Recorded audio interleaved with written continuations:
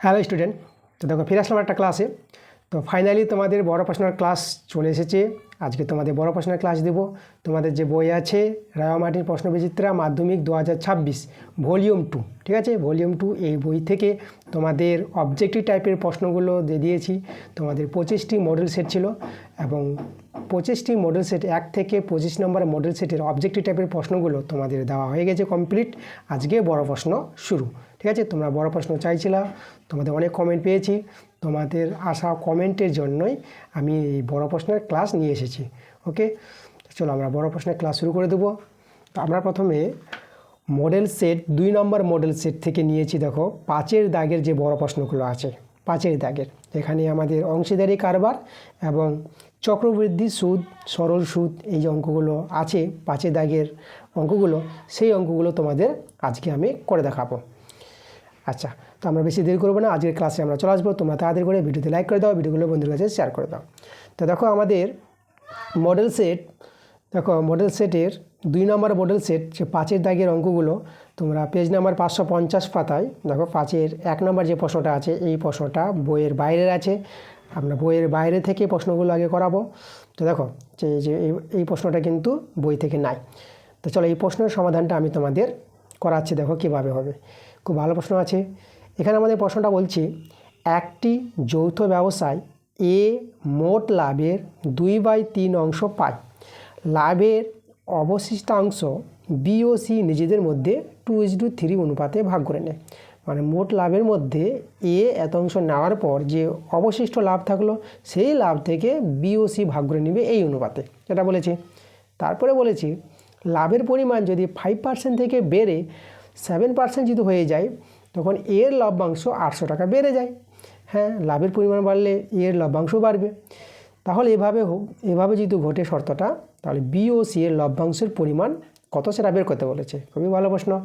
দেখো আমরা এই প্রশ্নটা তাহলে সমাধান করে দেখাচ্ছি। তাহলে আমরা প্রথমে করব কি, এখানে এই যে মোট লাভ যেটা আছে না, এই মোট লাভটা আমরা ধরে নেব। তো আমরা লিখব ধরি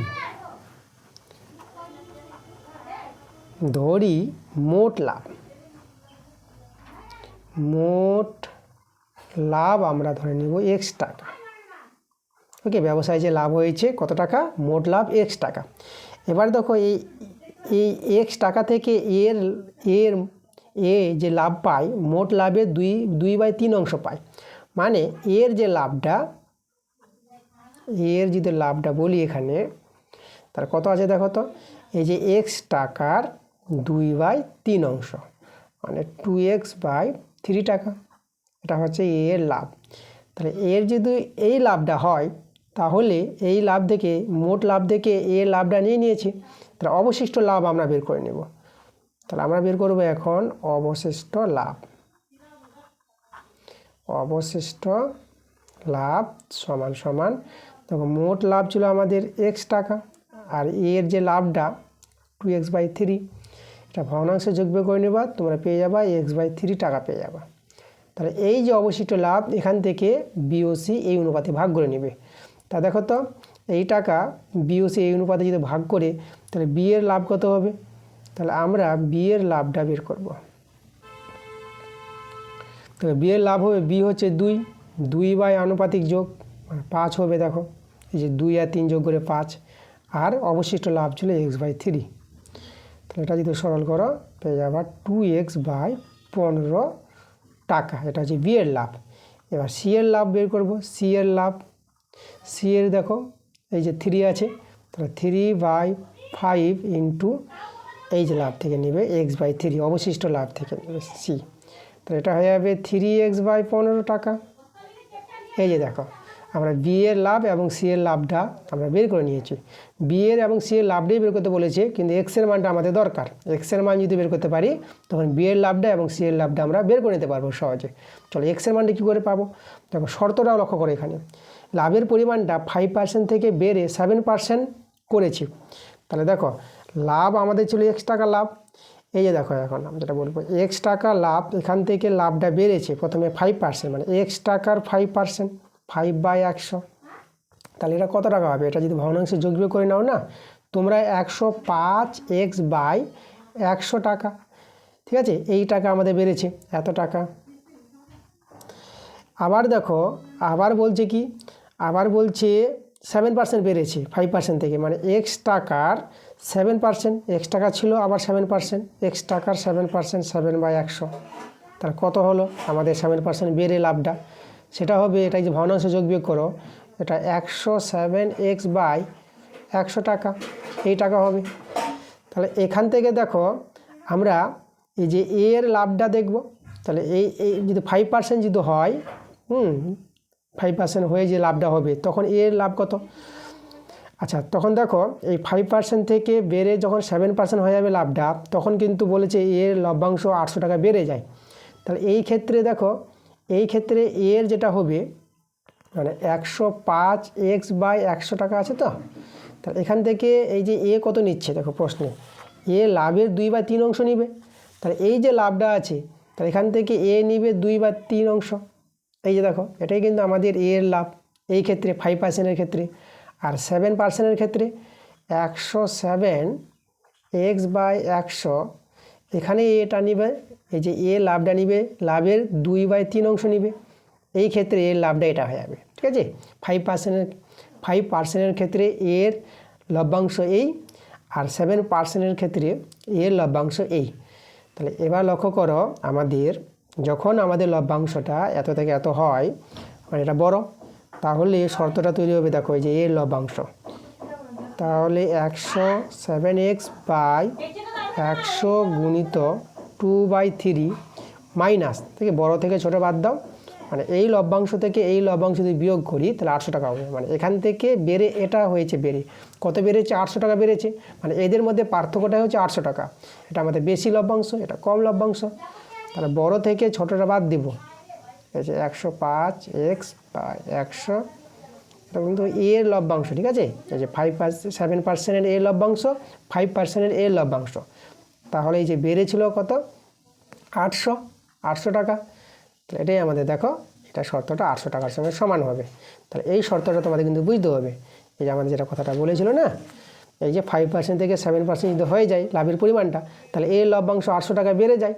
তাহলে সেই অনুযায়ী আমরা প্রশ্ন অনুযায়ী কিন্তু এইভাবে শর্তটা আমরা তৈরি করতে পারবো। তা এখান থেকে আমাদের এক্সের মানটা বের করে নিতে হবে।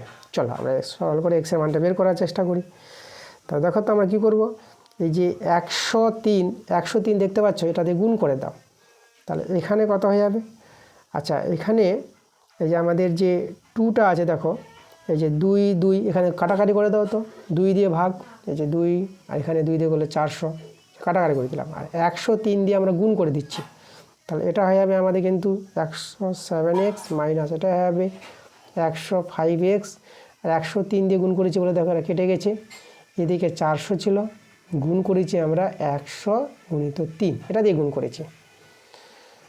আচ্ছা, এখানে বিয়োগ করো, এটা বিয়োগ করে তোমরা কত পেয়ে যাবা? 2x পেয়ে যাবা। আর এদিকে আমাদের আছে 400 গুণিত 100 গুণিত 3, 2 দিয়ে যদি কাটাকাটি করি এটা হয়ে যাবে 200। তাহলে দেখো তো এক্সের মানটা কত পেয়ে যাচ্ছ? দেখো 3 দিয়ে 6, তাহলে এই যে আমাদের 6, আর 0 দুটো 4টা শূন্য, এই দেখো 4টা শূন্য বসিয়ে দাও। তাহলে আমাদের এই যে মোট লাভটা ছিল 60,000 টাকা। ওকে, মোট লাভ কত ছিল? 60,000 টাকা। এবার মোট লাভ পেয়ে গেছি, এখন আমরা এক্সের মান পেয়ে গেছি। এই যে বি এর লাভ আর সি এর লাভ যে বের করতে বলেছে, এই জায়গায় আমরা এক্সের জায়গায় মানটা বসিয়ে দিয়ে বি এর লাভ আর সি এর লাভটা বের করে নেব। তাহলে অতএব বি এর লাভ, যেটা বি এর লভ্যাংশ, ঠিক আছে, বি এর লাভটা ছিল দেখো কত, এই যে 2x/15 টাকা। তাহলে এখানে আমরা বসাবো এক্সের জায়গায় মানটা, 2 গুণিত 60,000/15, কাটাকাটি করো, এটা 15 4 60, 4,000 টাকা, আর 4 দিয়ে 8, 8,000 টাকা। দেখো এটা আমাদের বি এর লাভ। এবং সি এর লাভ, আমরা যদি সি এর লাভটা বের করি, তাহলে সি এর লাভটা আমরা কত বের করেছিলাম দেখো তো, এখানে 3x/15, চলো আমরা বসিয়ে দেবো। তাহলে 3 গুণিত এক্সের জায়গায় বসাবো 60,000 টাকা, আর নিচে 15, 15 4 60, 4,000 টাকা, 4 3 12,000 টাকা। ঠিক আছে, 3টা শূন্য হবে 12,000 টাকা। দেখো বি এর লাভ 8,000 টাকা এবং সি এর লাভ 12,000 টাকা। এটা কিন্তু আমাদের চেয়েছিল অ্যান্সার, দেখো আমরা পেয়ে গেছি। আচ্ছা, তারপরে দেখো 5-এর দাগের যে 2 নম্বর প্রশ্নটা আছে না, 2 নম্বর প্রশ্নটা বই থেকে আছে। তো আমরা বইয়ের বাইরের প্রশ্নগুলো করাবো। তা আমাদের মডেল সেট 2 নম্বর মডেল সেটের 5-এর দাগের 1 নম্বরটা আমরা বইয়ের বাইরে থেকে পেয়েছি, করিয়ে দিলাম। এবার আমরা মডেল সেট, আমরা 3 নম্বর মডেল সেটে চলে যাব। চলো 3 নম্বর মডেল সেটে যদি তোমাদের দেখাই, এই যে দেখো 3 নম্বর মডেল সেট তোমাদের 5-এর দাগের প্রশ্নতে আমরা চলে আসবো। এই যে আমাদের 5-এর দাগের প্রশ্ন যেটা আমাদের আছে, 5-এর দাগের 1 নম্বর প্রশ্নটা দেখো বইয়ের বাইরে আছে এবং 2 নম্বর প্রশ্নটাও বইয়ের বাইরে থেকে আছে। এখান থেকে দুটোই প্রশ্ন করাবো আমরা। প্রথমে আমরা 1 নম্বর প্রশ্নর সমাধান করে দেখাবো তোমাদের। তাহলে এখানে দেখো অঙ্কটা আমাদের বলছি এ বি সি যথাক্রমে 6,000 টাকা, 8,000 টাকা, 10,000 টাকা নিয়ে মূলধন নিয়ে ব্যবসা শুরু করে এবং এ ব্যবসা পরিচালনা করবে, এই জন্য একে মোট লাভের 3/20 অংশ দেওয়া হয়। যেটা লাভ হয়েছিল সেখান থেকে এত অংশ একে দেওয়া হয়েছিল। এবার একে দেওয়ার পর যে বাকি লাভটা, সেই বাকি লাভটা মূলধন অনুপাতে 3 জনে ভাগ করে নেবে এবং সি বি এর অপেক্ষা যদি এত টাকা বেশি পায় তাহলে মোট লাভ কত টাকা ছিল সেটা আমাদের বের করতে বলেছে। চলো দেখো, তাহলে আমরা এখানে করব কি, মোট লাভ বের করতে বলেছে না, তাহলে আমরা মোট লাভের পরিমাণটা আমরা ধরে নেব এখানে। তাহলে আমরা এখানে লিখব ধরি মোট লাভ, ধরি মোট লাভ আমরা x টাকা ধরে নিলাম। ঠিক আছে, এটা হচ্ছে আমাদের মোট লাভ টাকা। এবার এই x টাকা থেকে এ কে দেওয়া হয়েছে, দেখো এ যে দেখাশোনা করছিল তার জন্য এ কে দেওয়া হয়েছিল লাভের 3/20 অংশ। তাহলে এ কে দেওয়া হয়, তাহলে এ কে দেওয়া হয়, দেখো এ কে দেওয়া হয় লাভের 3/20 অংশ, এত টাকা দেওয়া হয়। এই টাকাটা কত টাকা, এটা হচ্ছে আমাদের 3x/20 টাকা, এত টাকা একে দেওয়া হয়। এবার এটা দেওয়ার পর লাভ থেকে এই টাকাটা দেওয়ার পর বাকি লাভ, তাহলে আমরা বাকি লাভটা বের করে নেব। বাকি লাভ বলেছে এই যে বাকি লাভ, তাহলে বাকি লাভটা কত হবে, যে x টাকা লাভ থেকে এ কে দেওয়া হয়েছিল 3x/20 টাকা, তাহলে এটা বিয়োগ করে আমরা পেয়ে যাবো বাকি লাভ। এখানে ভগ্নাংশ যোগ বিয়োগ করবা, 20x 3x বিয়োগ মানে 17x/20 টাকা। ঠিক আছে, এটা হচ্ছে আমাদের অবশিষ্ট লাভ। তাহলে এই বাকি লাভ থেকে তারা এই যে তাদের মূলধনের অনুপাত থেকে ভাগ করে নেবে এই লাভটা। তো তাদের মূলধনের অনুপাত চলো এখানে আমরা বের করব A/2 B/2 C। তাহলে এখানে এ এর মূলধন ছিল 6,000 টাকা, বি এর মূলধন আছে 8,000 আর সি এর মূলধন আছে 10,000 টাকা। এই দেখো 3টা করে শূন্য কেটে দাও।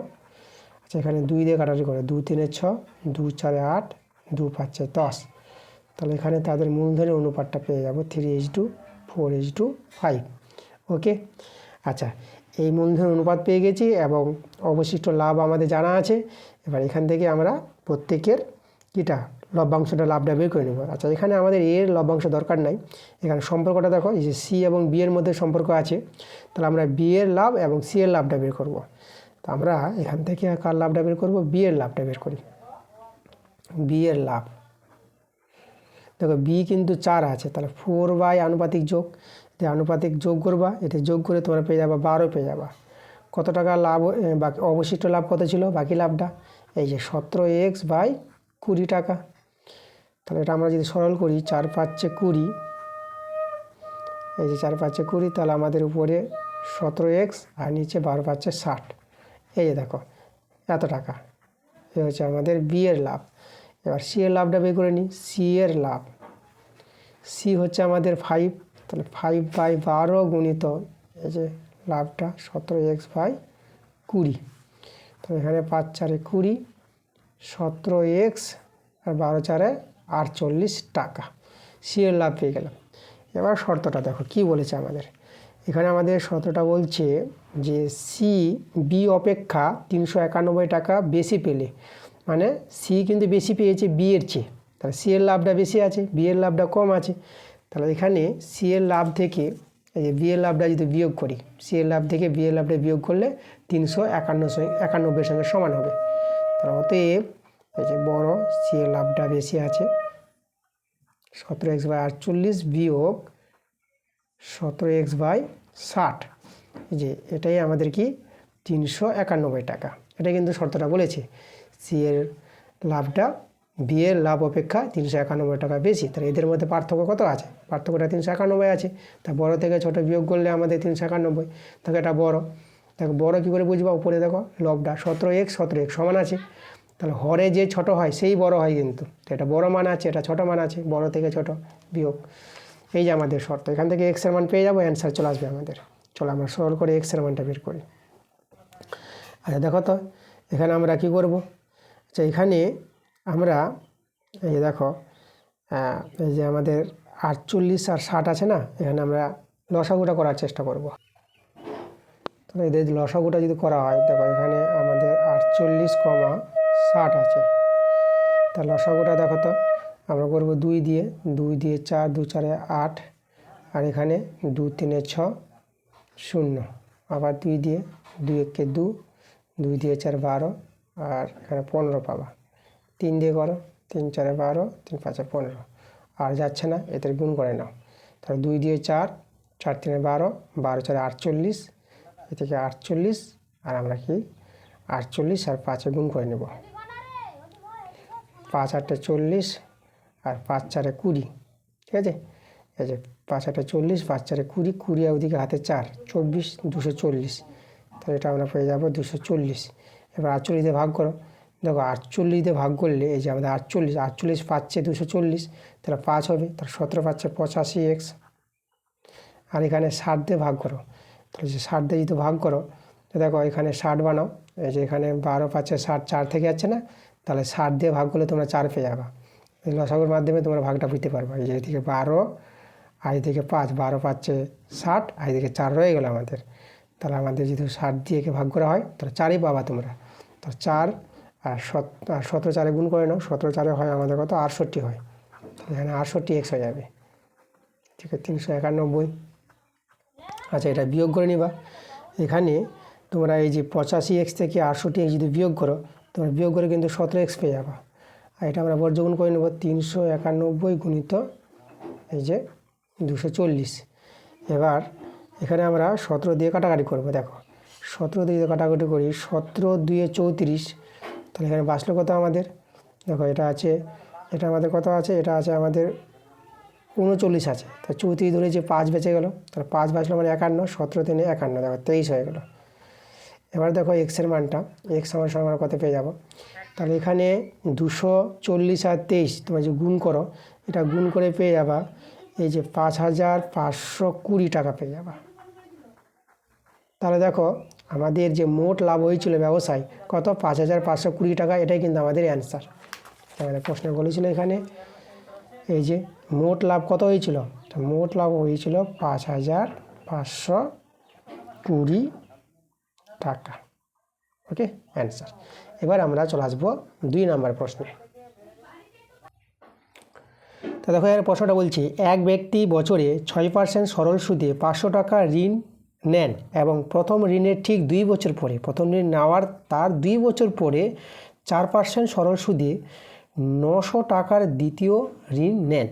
ঠিক আছে, তাহলে এখানে দুবার ঋণ নেওয়া হয়েছিল, প্রথম ঋণ এবং দ্বিতীয় ঋণ। এখানে কী বলছে দেখো তো, প্রথম ঋণ নেওয়ার কত বছর পরে, ঠিক আছে, সেই সময়টা বের করতে বলেছে। প্রথম ঋণ নেওয়ার কত বছর পরে তার ওই দুটি ঋণের সুদ সমান হয়ে যাবে কত বছর পরে, ঠিক আছে, সমান হয়ে যাবে, এবং ঋণ দুটির মোট সুদ তখন কত হবে সেটাও বের করতে বলেছে। দুটো প্রশ্ন বের করতে বলেছে। এই যে বলেছে না প্রথম প্রশ্নটা, দেখো এটা ইম্পর্টেন্ট, যে প্রথম ঋণ নেওয়ার কত বছর পর, এই কত বছর সময়টা যেটা আমাদের বের করতে বলেছে সেটাকে আমরা x বছর ধরে নেব, তাই না, যে প্রথম ঋণ নেওয়ার x বছর পরে তার ওই দুটি ঋণের সুদ সমান হবে, এটা ধরে নিলাম আমরা। ওকে, আচ্ছা তাহলে এক্সের মানটা আমাদের বের করতে হবে। তাহলে দেখো তো এখানে আমাদের প্রথম ঋণের সুদ আমরা বের করব। তাহলে প্রথম ঋণের সময়টা কিন্তু x বছর, তাই না, x বছর পর তারপর এখানে দ্বিতীয় ঋণ নেওয়া হয়েছিল। আচ্ছা x বছর যে সময়টা 2 বছর পর, প্রথম ঋণ নেওয়ার 2 বছর পরে দ্বিতীয় ঋণটা নিয়েছিল। আচ্ছা তাহলে এখানে প্রথম ঋণের সুদ আমরা বের করি আগে x বছর সময়ে। আর প্রথম ঋণের বার্ষিক সুদের হার দেওয়া আছে, আসলটাও দেওয়া আছে, এই টাকা 500 টাকা নিয়েছিল, আসল 500 টাকা। তাহলে আমরা বের করব প্রথম ঋণের প্রথম ঋণের সুদ। ঠিক আছে, দেখো প্রথম ঋণের সুদটা কত হবে, এখানে আসলটা আছে 500 টাকা, আর সময়টা হচ্ছে x বছর, আর সুদের হার দেখো 6% বলে দিয়েছে, 6%। এই যে দেখো প্রথম ঋণের সুদ। তাহলে এটা সরল করো, দুটো শূন্য কেটে দাও, তাহলে 6 5 30, আমরা 30x টাকা পেয়ে যাচ্ছি। প্রথম ঋণের সুদটা হচ্ছে 30x টাকা। এবার এখন আমাদের জানতে হবে দ্বিতীয় ঋণটা যে নিয়েছিল তার সময়টা কত। দেখো প্রথম ঋণের ঠিক 2 বছর পর বলেছে, তাহলে আমাদের এখানে দেখো দ্বিতীয় ঋণের সময়টা আগে বের করো। দেখো এই যে x বছর পর দুটি ঋণের সুদ সমান হবে না, তাহলে 2 বছর পর নিয়েছিল, প্রথম ঋণ নেওয়ার 2 বছর পর, তাহলে 2 বছর যখন পর হবে তাহলে x থেকে 2 বাদ দিয়ে দাও, x থেকে 2 বাদ দিলে পরে এটাই হবে কিন্তু দ্বিতীয় বছরের সময়টা, তাই না? 2 বছর পরে যে দ্বিতীয় ঋণটা নিয়েছিল, তাহলে 2 বছরটা বাদ দিয়ে দিতে হবে x বছর থেকে, তারপরে তখনই দুটো ঋণের সুদ সমান হয়েছিল আমাদের এখানে। তাহলে এই যে দেখো দ্বিতীয় ঋণের সময়টা হয়ে যাবে আমাদের x-2 বছর, এটা আগে আমাদের বুঝতে হবে। আচ্ছা, তাহলে এবার আমরা বের করব দ্বিতীয় ঋণের সুদ বের করে নেব। চলো দ্বিতীয় ঋণের সুদ বের করি।